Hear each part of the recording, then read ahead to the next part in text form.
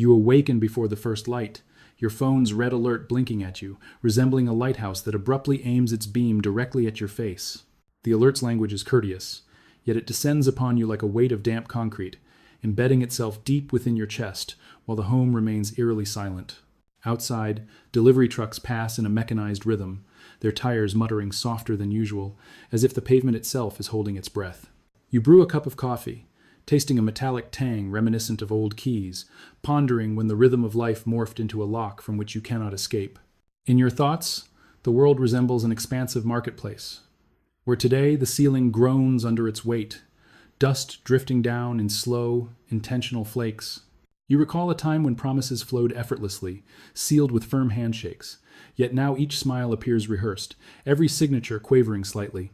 A solitary phrase from the alert echoes in your mind, like a chant reverberating down a corridor, and you sense doors closing in unseen spaces. Your savings resemble brittle leaves inside a glass jar, appealing until ignited, and you realize that sparks lurk everywhere these days. Friends speak of normal with overly bright voices, but you catch the flicker in their eyes, tallying the invisible burdens behind their cheerful remarks. Across vast oceans, cranes loom like watchful mantises over quiet docks, envisioning chains of steel transforming into shackles of reliance. You attempt to dismiss it with laughter, but the sound fractures abruptly, like a thread pulled taut, because the very air feels like it carries a price now. At night, you sift through headlines, treating them as weather reports, yet the forecast always reveals the same gloomy pattern, clouds amassing without a hint of thunder. The warning becomes a reflection, and you discern that your comfort was merely borrowed furnishings, polished every day, while the ground below quietly decayed. You visualize nations as weary performers backstage, exchanging costumes and fabricated smiles as the lights dim and the audience begins to murmur. Somewhere, unseen hands twist paperwork into tight knots, and you recognize how effortlessly a ribbon can morph into a binding restraint when chaos is beneficial. You begin to observe minor shortages like spaces between teeth in a grin, innocuous at first until the realization dawns that the smile can no longer bite. The corridors of commerce extend longer and darker, every footfall reverberating as if the building has emptied, leaving you to carry the noise alone. You reassure yourself that this is temporary, but the word tastes stale, for temporary is how traps are marketed, with gentle edges and amiable facades. The warning is not a blaring siren. It is a persistent drip in the shadows, teaching you patience while it assesses your capacity to endure. And when you finally shut your eyes, you perceive the world's balance sheet, cold like a hand on your throat, gentle at first, then unwaveringly firm. Morning breaks again, yet the light seems borrowed, as if the sun is leasing its brightness, and you find yourself just one overdue payment from darkness. You dress for the day, donning attire that feels like armor woven of paper, acutely aware that a single careless drop of bad news could reduce it to pulp. The warning nestles in your pocket like a stone, its weight increasing with every step, as if gravity has personally acquainted itself with you. You stroll past storefronts burdened with sale signs, their edges fading, and you glean that the discounts stem not from generosity, but from desperation, cloaked in disguise. On the radio, voices emanate calmness, yet their tranquility is merely a thin veneer, and you can detect the festering decay beneath it, sweet yet unavoidable. You contemplate trade as a vital circulatory system, and lately its rhythm feels erratic, skipping beats, then surging, like a heart striving to conceal its trepidation. In distant offices, individuals in crisp shirts tap on calculators like sacred rosaries, murmuring figures as if uttering prayers, wishing desperately that the ceiling supports them for one more day. You find yourself fixated on shipping labels as though they were prophetic scrolls, and the slightest delay feels like a fracture propagating through glass. Your paycheck arrives punctually, yet it feels ephemeral in your grip, akin to ink that has yet to dry, ready to smear if you breathe too deeply. You gaze at your phone, viewing a map of the world, but the borders resemble stitches, prompting you to ponder what transpires when the thread snaps.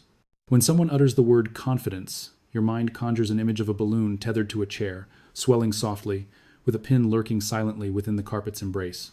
The politeness of the warning twists into something more insidious, as it never elevates its volume. That silence becomes a skillful guise, reminiscent of a banker's practiced smile. As you pass by a bank, you envision it as a lighthouse, but instead of guiding ships to safety, it leads them to hidden fees, and its beam never flickers. In the grocery aisle, an array of choices appears plentiful, yet you discern the same brands repeating endlessly, like a chorus singing over empty verses. You recall the inception of dependence. It does not manifest in chains, but begins with small, warm favors, until that warmth is supplanted by the chill of obligation. Your neighbors cultivate their gardens, and you find yourself envious of their unwavering faith. Even the soil appears weary, as though it has been tasked with endless yielding. During dinner, you chew deliberately, attuned to the subtle creak of your life, the sound hinting that the supportive beams beneath you are slowly dwindling. Attempting to plan for the future feels akin to navigating through fog over a vast ocean, each tentative step forward a calculation cloaked in risks. The warning encircles your mind, not in articulate phrases, but as an elusive sensation like a door that resists completely closing behind you. As midnight approaches, it dawns on you that the message was never about the external world. It was an introspective journey, adapting to the tightening space within. The dawn arrives devoid of urgency, which somehow strikes you as more disconcerting, akin to a clock halted, challenging you to acknowledge the stillness between its ticks.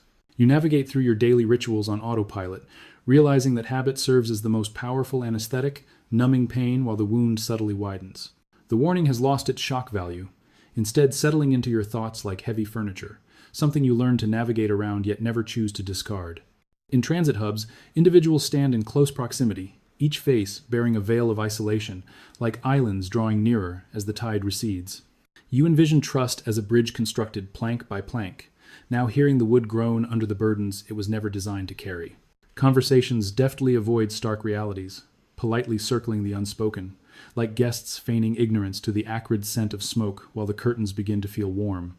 You observe prices shifting gradually, not with sudden leaps but with stealthy creeps, like vines that tighten overnight to greet you more closely with the new day. Life continues to function, and therein lies the harshest truth. For this ongoing operation becomes evidence, and evidence morphs into denial, all held together by an air of decorum. You reminisce about how comfort was once a hard-fought reward, but now it feels like an overpriced rental, subject to rates beyond your control. Within meeting rooms, optimism flows generously, though it tastes diluted, like watery cocktails meant to stretch through anxious exchanges. You picture balance as a tightrope, and you begin to notice how often adjustments occur only after someone falters, rather than proactively. The warning's slow persistence reveals that fear can be a gradual force, eroding foundations rather than erupting suddenly, for cliffs yield their cliffs safest grain by grain. At home, you obsessively mend trivial things, convinced that tightening screws could somehow halt the gradual loosening of the larger structure. You perceive dependency not as a desperate craving, but as an ingrained habit, a quiet inclination towards borrowed strength rather than the risk of uncertain independence. News arrives wrapped in a cloak of reassurance, yet you discern the faint crackle beneath, the sound of paper folded precariously too many times. You sink into slumber, counting numbers instead of sheep, each digit marching closer to the precipice of reason. In dreams, you find yourself confined in a room with shrinking walls, polite voices insisting that the space has always been constrained. You awaken with a sense of unease, recognizing how acceptance is cultivated through relentless repetition, a seduction of comfort paired with the promise of tomorrow. The warning has fulfilled its purpose, not by heralding disaster, but by guiding you on how to inhabit the increasingly confined margins of your existence. In that moment of clarity, you grasp that control was never violently seized from you. It was quietly relinquished, piece by piece, in exchange for the mirage of stability. Days meld together, and you begin to see how monotony becomes a tactic, softening sharp edges so that true alarm never fully emerges. The caution fades from news reports, yet its repercussions linger, like a scar concealed beneath fabric, sensitive to the slightest touch. You perceive agreements stretching ever thinner, smiles forced wider to mask underlying tension, threads fraying where no one dares to glance. Each delay is offered with gentleness, revealing how softness can cloak the rigidity of a clenched fist. You find yourself gauging life by its margins, chiseling away excess from ambitions, pruning hope just as one trims a wick to govern a flame. The world's tempo falters unpredictably, some spaces alive with energy, others subdued and expectant, as if vitality plays favorites. You hear familiar phrases repeated until they lose their significance, comforting sounds that once soothed, now echo hollow as porcelain struck. During tranquil moments, you envision the structure as a clockwork doll, forever smiling while its gears wear down. You come to understand that dependence arrives quietly. It infiltrates as convenience, offering assistance until that aid begins to demand loyalty. The true lesson embedded in the warning unveils itself. Collapse does not equal falling, but rather remaining stationary as the ground recedes beneath you. You observe new rules emerging like fresh paint concealing cracks, bright enough to divert attention, yet thin enough to flake away. There is solace in indecision, and you sense how surrender masquerades as tranquility when the burden of choice grows too heavy. Your reflection seems aged, not from the passage of time, but from the weight of futures that refuse to manifest.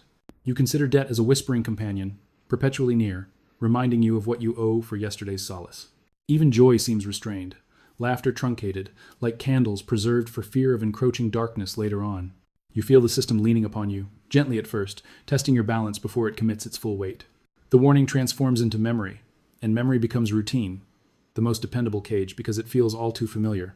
You comprehend now how control erodes, not through coercion, but through repeated acquiescence over time. The air is less abundant, yet everyone asserts it's the normal elevation as you learn to breathe more sparingly.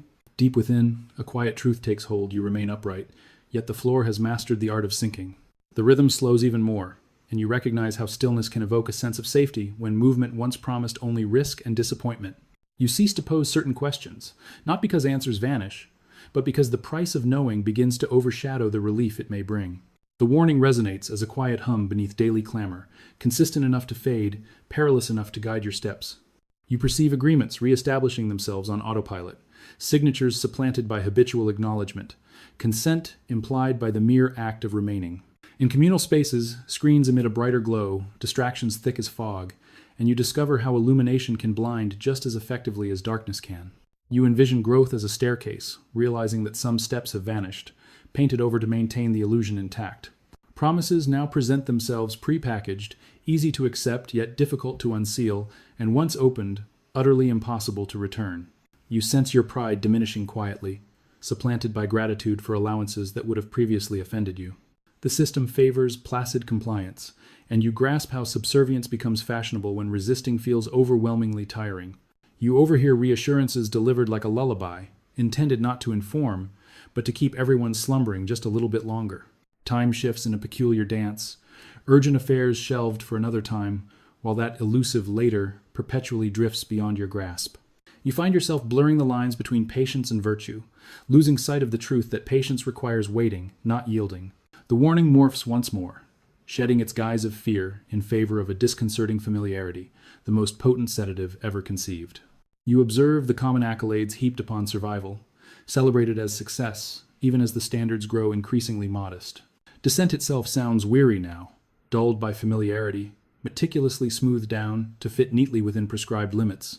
You envision independence as a distant shore, tantalizingly visible yet perpetually out of reach as the tides of obligation tug you back. The air of choice grows thinner, with decisions arriving prepackaged, masquerading as helpful, generous, inevitable. You adjust with caution, taking pride in your adaptability, blissfully unaware that this flexibility is misconstrued for strength. The warning's voice nears its conclusion, for you have learned to finish the thought unaided. In that stillness, you come to understand that collapse resembles not a shattering, but rather the art of learning to inhabit a smaller existence. By now, the warning feels personal, no longer a call to the masses, but a whispered acknowledgement meant solely for you, wrapped in familiarity rather than threat. You see how effortlessly rules establish themselves, like dust settling on shelves, revealed only when the light hits just right. The world continues to furnish explanations, and you receive them gratefully, relieved to exchange clarity for the solace of coherence. You discover how language blurs borders, how exquisite phrases can envelop restrictions in soft fabrics and label them as protection. Each concession appears trivial, almost courteous, yet they accumulate silently, erecting barriers without a single announcement of construction. You remember freedom as an expansive room you once traversed with ease, now divided by movable screens that gradually cease to shift.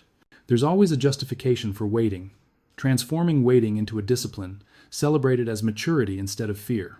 You perceive how dependence cultivates loyalty, providing certainty in exchange for the curiosity you've ceased to explore. The warning no longer disrupts your contemplation. It has seamlessly woven itself into the rhythm of your thoughts. You recognize stability as a commodity, marketed like insurance, soothing because it promises refuge long after damage has been inflicted. The price of change begins to outstrip the cost of inertia, and stillness gains an unsettling moral gravity.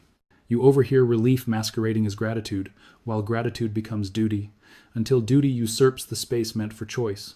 The system feels more intimate now, no longer looming above, but sitting alongside you, friendly, attentive, patient. You realize that fear was never the instrument. Reassurance took that role, gently applied until resistance felt discourteous. Even hope is metered delicately, distributed in safe measures, sufficient to sustain but never quite enough to inspire action. You begin to conflate endurance with true strength, misinterpreting mere survival as triumph. The warning's ultimate guise becomes acceptance, calm and reasoned, demanding nothing extravagant, merely compliance. You feel the room constrict around you, furniture inching ever closer, the space diminishing without so much as a murmur.